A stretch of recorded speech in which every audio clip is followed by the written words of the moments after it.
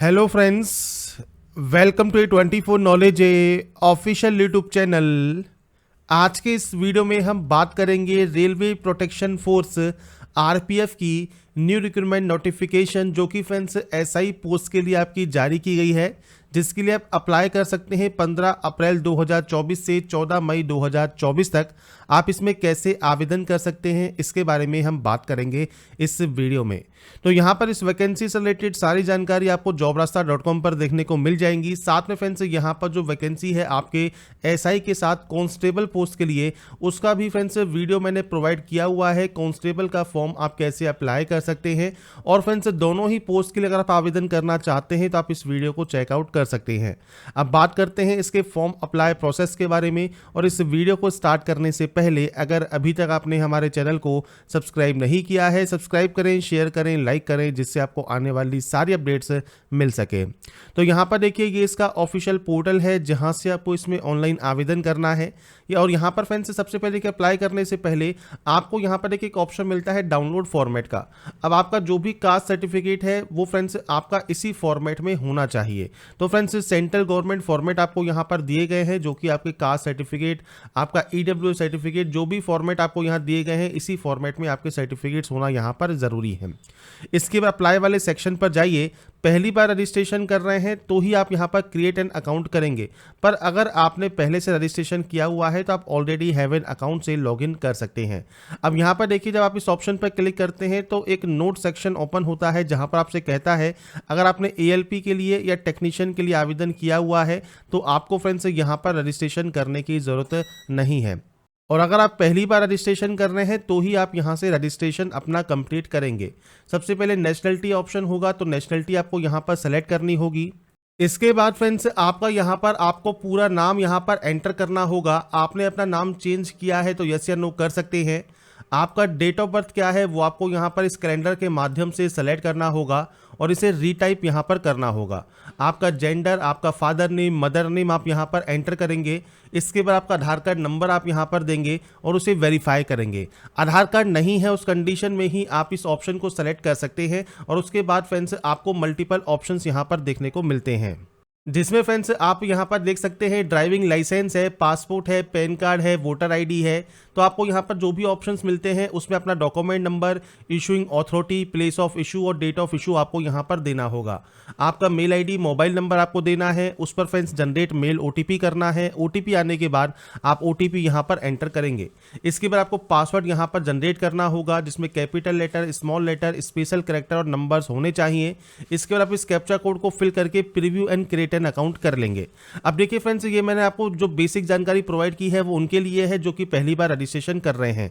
अगर आप रजिस्ट्रेशन कर चुके हैं तो आपको डायरेक्टली यहाँ पर जो है होम सेक्शन पर जाना है, ऑलरेडी हैव एन अकाउंट पर जाना है। आपका मोबाइल नंबर, आपका या ईमेल आईडी या आपका जो पासवर्ड आपने क्रिएट किया है और जो कैप्चा कोड है ये डालकर आप सिंपली यहाँ से लॉगिन कर सकते हैं। इसके बाद फ्रेंड्स जब आप यहाँ पर लॉगिन हो जाते हैं तो आपको यहाँ पर देखिए फ्रेंड्स जो वैकेंसी है, दोनों ही वैकेंसीज आपको यहाँ पर देखने को मिल जाएंगी।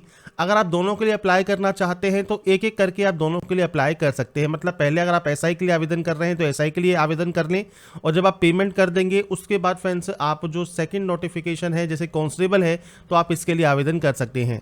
तो कांस्टेबल्स को अप्लाई करने का मैंने वीडियो पहले ही प्रोवाइड किया हुआ है। अब बात करते हैं एसआई पोस्ट के लिए, तो आप यहाँ पर इस ऑप्शन को टिक करेंगे और उसके बाद नेक्स्ट स्टेप पर क्लिक कर देंगे।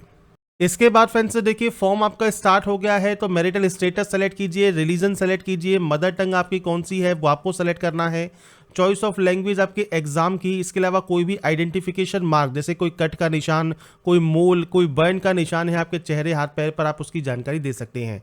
आपका कास्ट कम्युनिटी सर्टिफिकेट कौन सा है उसकी जानकारी आपको प्रोवाइड करनी है। कास्ट सर्टिफिकेट कैसा होना चाहिए तो इसके लिए फ्रेंड्स मैंने वीडियो के स्टार्टिंग में ही आपको शो कर दिया है इसका फॉर्मेट। उसका सर्टिफिकेट नंबर क्या है, इशूइंग अथॉरिटी कौन सी है, तो वो फ्रेंड्स आपको यहाँ पर जो है प्रोवाइड करनी होगी। तो आपके अकॉर्डिंग जिसने भी आपका सर्टिफिकेट ये जारी किया है आप उसको सेलेक्ट यहाँ से कर सकते हैं।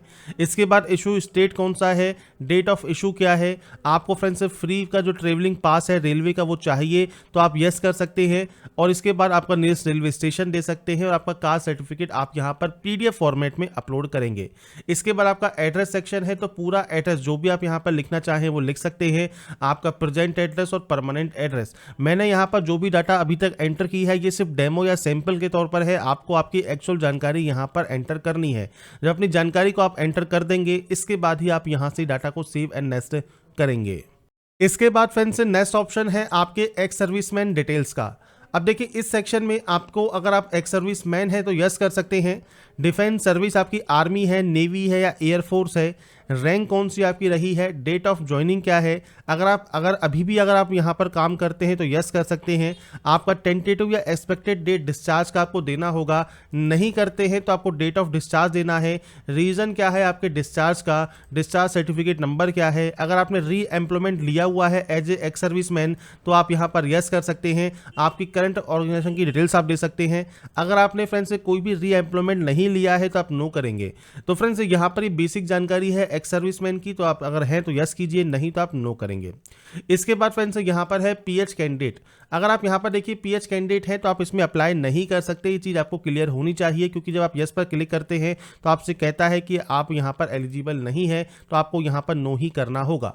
अब है ईडीबीसी सर्टिफिकेट। ईबीसी सर्टिफिकेट क्या है, तो फ्रेंड्स ये है economically backward class EBC candidate जिनकी फैमिली इनकम कम है 50,000 या उससे कम, या फ्रेंड्स आपके पास बीपीएल कार्ड है जो कि सेंट्रल गवर्नमेंट का फ्रेंड्स इशू हुआ हो तो आप इसमें आवेदन यहाँ पर करना चाहें इस कैटेगरी में, तो आप यहाँ पर आई अंडरस्टैंड कर सकते हैं। इसके बाद फीस में छूट चाहिए तो यस कर सकते हैं, और आपका फ्रेंड्स जो बीपीएल या ईबीसी सर्टिफिकेट है उसकी जानकारी आपको फ्रेंड्स ये किसने जारी किया है वो आपको सेलेक्ट करना है, और डेट ऑफ इशू क्या है वो आपको देना होगा, नहीं तो आप यहाँ पर नो कर देंगे। अगर आप एम्प्लॉय हैं इंडियन रेलवेज में तो आप यस कर सकते हैं, आपने फ्रेंड्स एनओसी के लिए अप्लाई किया है तो यस कर सकते हैं, और एनओसी मैंडेटरी है टाइम ऑफ डीवी। इसके बाद कैटेगरी आपकी कौन सी है जिसमें आप वर्किंग करते हैं, प्लेस ऑफ वर्किंग क्या है, जोन या पीसी या यूनिट क्या है वो आपको देना होगा, नहीं तो आप इसमें भी नो करेंगे। करंट डिपार्टमेंटल आपका ऑर्गेनाइजेशन कौन सा है, कोई भी सेंट्रल गवर्नमेंट में, स्टेट गवर्नमेंट में, पीएसयू में आप वर्किंग है तो आप जानकारी दे सकते हैं, नहीं तो आप नॉट एप्लीकेबल यहाँ पर भी करेंगे। इसके बाद फ्रेंड्स अगर आपने कोई भी अप्रेंटिसशिप किया हुआ है तो आप यहाँ पर जानकारी को यस कर सकते हैं, अप्रेंटिसशिप नहीं किया है तो आप सिंपली यहाँ पर नो करेंगे। इसके बाद है बैंक अकाउंट डिटेल्स, तो आपको आपके अकाउंट्स की जानकारी यहाँ प्रोवाइड करनी है जिसमें फ्रेंड्स आपका जो पैसा है, जो फीस आप जमा कराएंगे वो आपकी रिफंड आ सके। जैसे जनरल ओबीसी ईडब्ल्यूएस के लिए जैसे 500 रुपये फीस और 400 रुपये आपकी रिफंड हो जाएगी जब आप सीबीटी में जो है अपेयर होंगे। बाकी अदर कैंडिडेट के लिए 250 रुपये फीस है जो कि आपको रिफंड कर दी जाएगी। आप किसी का भी बैंक अकाउंट यहाँ पर दे सकते हैं जिसमें आप यहां पर पैसा रिफंड चाहते हैं। इसके बाद ही आप यहां से सेव एंड नेक्स्ट करेंगे। इसके बाद फ्रेंड्स आता है क्वालिफिकेशन सेक्शन। अब देखिए क्वालिफिकेशन में यहाँ पर फ्रेंड्स आपको क्वालिफिकेशंस की एंट्री करनी होगी। जैसे सबसे पहले है मैट्रिकुलेशन, मतलब 10वीं। अगर आप कांस्टेबल पोस्ट के लिए आवेदन कर रहे हैं तो मैट्रिकुलेशन आपने किस स्टेट से किया है, किस डिस्ट्रिक्ट से किया है, बोर्ड का नाम क्या है, डेट ऑफ पासिंग क्या है, रोल नंबर क्या है, वो जानकारी आपको देनी है। इसके बाद फ्रेंड्स आपको यहाँ पर देखिए 10+2 या डिप्लोमा अगर आपने किया हुआ है तो आप उसकी जानकारी दे सकते हैं। जैसे 12वीं किया है तो 12वीं, डिप्लोमा किया है तो डिप्लोमा, तो ये आपको सेलेक्ट करना है। सेम आपको यहाँ पर जानकारी प्रोवाइड करनी है, किस स्टेट से किया है, किस डिस्ट्रिक्ट से किया है। इसके अलावा फ्रेंड्स आपके यहाँ पर बोर्ड का नाम क्या है, यहाँ पर फ्रेंड्स आपको आपका जो डेट ऑफ पासिंग है वो आपको यहाँ पर एंटर करना होगा। तो ये बेसिक जानकारी है जो कि फ्रेंड्स आपको यहाँ पर एंटर करना है और उसके बाद ऐड कर देना है। इसके बाद फ्रेंड्स डिग्री की जानकारी देनी है। अब डिग्री आपने इनमें से कौन सी की हुई है, आपको देखिए डिग्री की लिस्ट यहाँ पर मिल जाती है। आपके अकॉर्डिंग इनमें से जो भी डिग्री आपकी है वो आप सेलेक्ट कर सकते हैं। इनमें नहीं है तो आप अदर भी सेलेक्ट कर सकते हैं। तो यहाँ पर फ्रेंड्स जो भी डिग्री की लिस्ट दी गई है इसको आप यहाँ पर चेक कर लें, क्योंकि यहाँ पर फ्रेंड्स इस पोस्ट के लिए डिग्री होना आपका ज़रूरी है और लास्ट डेट तक ये कंप्लीट होना भी ज़रूरी है। इसके बाद आपने किस स्टेट से, किस डिस्ट्रिक्ट से इसको कंप्लीट किया है। इसके बाद आपके कॉलेज का नाम क्या है या आपके फ्रेंड्स यूनिवर्सिटी का नाम क्या है, तो पूरा नाम आप यहां पर मेंशन कीजिएगा। इसके बाद फ्रेंड्स आपका यहां पर डेट ऑफ पासिंग आपको यहां पर एंटर करना है। तो यहां पर फ्रेंड्स जो भी जानकारी है वो सिर्फ मैं सैंपल के तौर पर एंटर कर रहा हूं, आपका जो एक्चुअल जानकारी है वो आपको यहां पर देना होगा। आप यहां से इसे ऐड कर देंगे और उसके बाद ही नेक्स्ट स्टेप पर क्लिक करेंगे। नेक्स्ट स्टेप पर आने के बाद फ्रेंड्स यहाँ पर आपसे कहा गया है फोटोग्राफ एंड सिग्नेचर आपके पहले से ही अगर फैच कर लिए गए हैं तो आपको दोबारा से अपलोड करने की जरूरत नहीं है, पर आप पहली बार अपलोड कर रहे हैं तो आपको फ्रेंड्स यहाँ पर जो भी स्पेसिफाइड रिक्वायरमेंट है वो आपको कंप्लीट करनी होगी। फोटोग्राफ फ्रेंड्स 6 महीने ज़्यादा पुरानी आपकी नहीं होनी चाहिए। तो यहाँ पर फ्रेंड्स नीचे आने पर friends sample of few rejectable photos आपको दिए गए हैं कि कौन कौन सी फोटोज आपकी रिजेक्ट हो सकती हैं। तो आपको यहाँ पर देखिए जो सैंपल्स दिए गए हैं वो आप यहाँ पर चेक कर सकते हैं। तो यहाँ पर फ्रेंड्स ये चीज़ ध्यान रखिएगा, जो फोटोग्राफ है वो बिल्कुल सही से आपको यहां पर अपलोड करना होगा। इसके लिए फ्रेंड्स 30 से 70 KB का साइज है और साइज भी आपको दिया गया है। फोटोग्राफ की बात करें या सिग्नेचर की बात करें तो यहां पर देखिए आपको दिए गए हैं पिक्सल। अब पिक्सल क्या होते हैं, तो फ्रेंड्स आपकी जो भी फोटोग्राफ है इसमें फ्रेंड्स देखिए 320 पिक्सल हाइट होनी चाहिए, 240 पिक्सल फ्रेंड्स इसकी विड्थ होनी चाहिए। ऐसे ही फ्रेंड्स सिग्नेचर में भी 60 बाई 140 पिक्सल आपसे यहां पर रिक्वायर्ड है। साथ में साइज आपको यहां पर दिया गया है। अब यहां पर आप इसे कैसे रिसाइज कर सकते हैं, तो इसके लिए फ्रेंड्स या तो देखिए आपकी जो फोटो है वो MS पेंट के जरिए से आप इसे रिसाइज कर सकते हैं, पर मान लीजिए आप मोबाइल से फिल कर रहे हैं तो फ्रेंड्स गूगल पर आप JPG पिक्सल रिसाइजर आप सेलेक्ट कर सकते हैं, सर्च कर सकते हैं। मल्टीपल देखिए आपके सामने यहाँ पर वेबसाइट्स ओपन हो जाती हैं। आपके हिसाब से जो भी वेबसाइट आप ओपन करना चाहें वो कर सकते हैं। फोटो को अपलोड कीजिए, विड्थ एंड हाइट आपको यहाँ पर एंटर करना होगा। तो फ्रेंड्स यहाँ पर जैसे आपको देखिए जानकारी दी गई है कि यहाँ पर फ्रेंड्स हाइट है 320 पिक्सल, तो आपको 320 पिक्सल जो है हाइट में आपको यहाँ पर एंटर कर देना है। अगर ये ऑटोमेटिक चेंज हो रहा है तो आप इसको अनटिक कर दें। इसके बाद फ्रेंड्स आपका यहाँ पर देखिए जो आपका फ्रेंड्स विड्थ है वो 240 पिक्सल है, तो आप इसको यहाँ पर 240 पिक्सल कर देंगे और उसके बाद रिसाइज कर देंगे। आपके देखिए जो फोटो है वो रिसाइज यहाँ पर हो जाएगा। इसके बाद फ्रेंड्स नीचे आपको यहाँ पर देखिए गो टू डाउनलोड का ऑप्शन मिल जाता है, तो आप यहाँ से इसे डाउनलोड कर सकते हैं या आप MS पेंट के जरिए भी रिसाइज कर सकते हैं। ऐसे ही सिग्नेचर जब आप अपलोड करते हैं तो आपको यहाँ पर देखिए पिक्सल दिए गए हैं, इन पिक्सल में आपको इसको चेंज करना होगा। तो पिक्सल जब आप चेंज कर देंगे उसके बाद आपकी ये अपलोड हो जाएंगी। इसके बाद आप सेव एंड नेक्स्ट यहाँ से कर सकते हैं। इसके बाद फ्रेंड्स नेक्स्ट ऑप्शन यहाँ पर आता है फ्रेंड्स सबसे पहले डिक्लेरेशन का। डिक्लेरेशन कीजिए, प्लेस का नाम मेंशन कीजिए।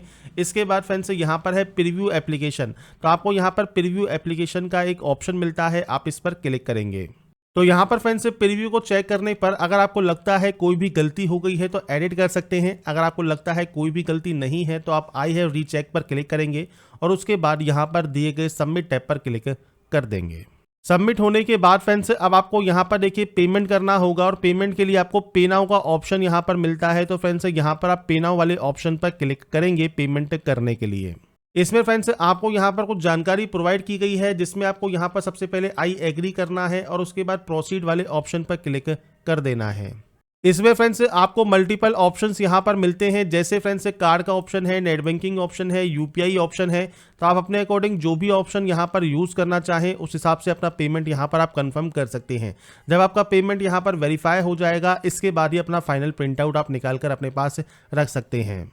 तो यहाँ पर फ्रेंड्स मैंने आपको सारी जानकारी प्रोवाइड कर दी है कैसे आप RPF SI सब इंस्पेक्टर का ऑनलाइन फॉर्म अप्लाई कर सकते हैं, स्टेप बाय स्टेप प्रोसेस के बारे में। अगर आपको हमारी अपडेट पसंद आई है तो लाइक, सब्सक्राइब एंड शेयर जरूर कीजिए।